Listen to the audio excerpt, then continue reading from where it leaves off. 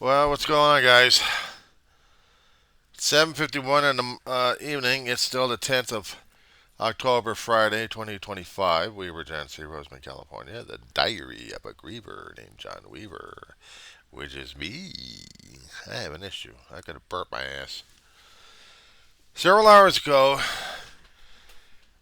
on a soft story of itself, Hegseth and a Qatari representative had signed documents, a final legislative way of putting foreign troops on American soil for training purposes up in Idaho. And when the far right heard about this one, they went ape.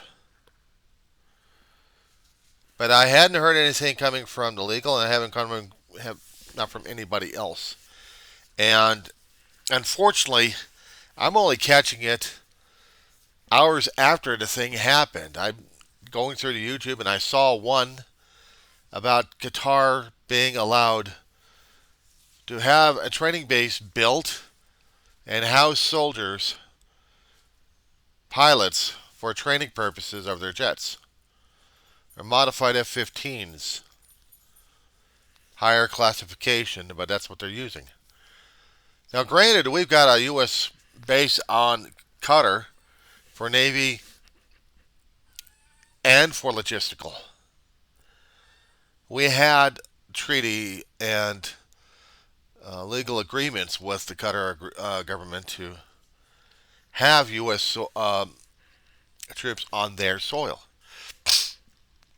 And every once in a while, we'd hear things about foreign troops coming over here temporarily, maybe 3 or 4 weeks at a time, training with the United States pilots with newer equipment or existing equipment, but getting upgraded. So I suppose it's newer equipment. But training out here in different bases on U.S. soil, on U.S. bases, but not, as far as I've heard, construction of foreign bases within a U.S. base up in Idaho. The maggots go nuts, but I haven't heard anybody else just yet, except for far right going nuts over this.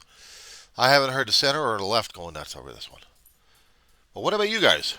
What do you guys think? I've been trying to dig into online, and here's the thing.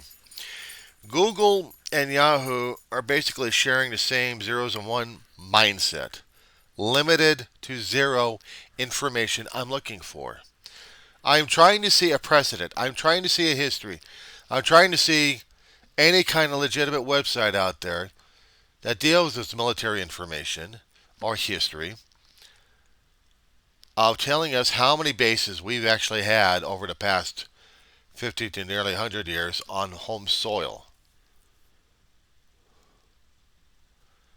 As far as what information I can gather and researched and knew about a long time ago, zilch.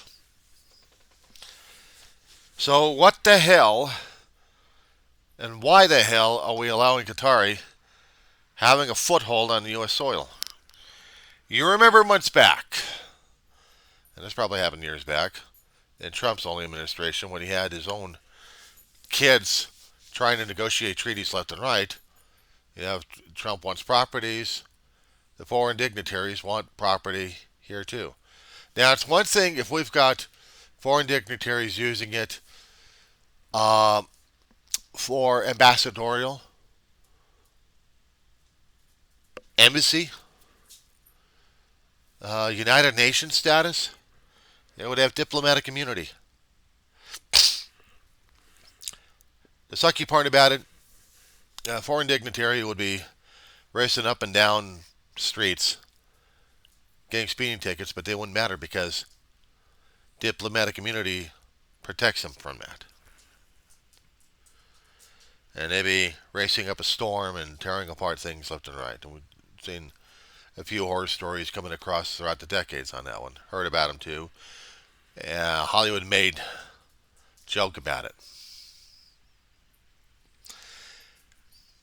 But this is not a joke concerning about diplomatic immunity of having a base, a foreign base, within a U.S. military base, and construction of barracks and other training buildings for training purposes. Instead of using existing U.S. territory buildings and whatever, this was different. This was different. Because this made sure that the United States is turning into come buy a piece of property from us. Now, it's one thing I'm hearing about private investors throughout the decades doing that. They want to buy a piece of property, they'll buy one, develop it, and own it. Private entities do that. We're talking about governments. We're talking about governments owning, or almost practically owning, and are they going to be paying taxes, or are we going to be paying the whole damn thing for ourselves on this one? Because I want to know. Are we, as United States taxpayers, going to be stuck with the bill on this one? It's bad enough we have Trump declaring martial law indirectly on all of the country, primarily the blue states and the blue cities. He doesn't like. Doesn't like you. He's going to deploy the National Guard. Are we going to get just more pilots on Qatari? I mean, from Qatari? Granted, it's a small country, but how much of a military force do they have? It's one thing if we're talking about a squadron or two being trained. I can understand that. Get barracks for it. No issue. However, if we are talking a foothold and they happen to get more of a presence representing the government of Qatari, but not from Qatar. This is what Trump's doing for us right now. He has made the United States open season. He bitched and griped about the illegal immigrants coming over the borders, terrorizing us like crazy, builds a wall, builds a military force on the southern borders, gets his terrorist unit of ICE and every other federal agent out there to terrorize cities that we have. But he has the fucking audacity to have a permanent structure on U.S. soil. Not embassy, not ambassadorial, military. As I said before, it's one thing if they actually had the squadrons out in the air bases to train with the pilots and then leave. We do that all the time. They do it, we do it. We have a permanent base because of a treaty made by Congress. Here's the catch, guys.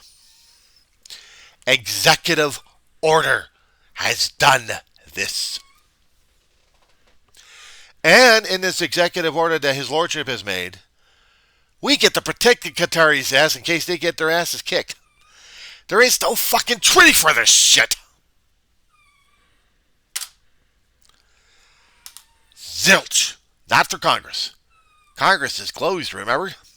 We've only got the Senate mulling around. But the Republicans ain't going to do shit about this one. How is it they didn't hear about this damn deal going on? And if they did, how come they didn't tell the rest of the public about it? It didn't bother us? Yeah, that's my dog upset too. Upset about a lot of things. And right now, so am I. I'm upset about a lot of things myself. Aren't you upset? It just happened a few hours ago that we just got the public broadcast on this damn shit, about several hours ago.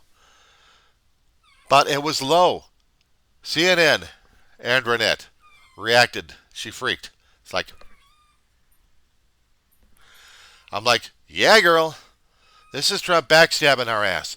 He gets a fucking new Air Force One, courtesy of Qatar. And we get fucking invaded by them. Permanently. Was that the deal made in the first administration that we get to have foreign troops on a home soil? I can't find anything, according to Google and Yahoo. They're being very cagey. The damn programming is doing that. Of any instance that we've allowed this shit to happen, nothing mentioned in the constitutions, and I can't even find it in the U.S. Code, because the zeros and ones will not let me log into it. I got lousy search engines. I want to know, is there a legal precedent for this, guys?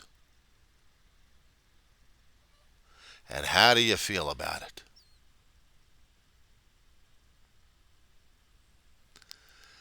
We're going deeper and deeper into this, guys. Too damn deep. And I don't have a pressure suit on to deal with this much pressure. I got a feeling I'm going to suffocate before I really get to the depth of this one.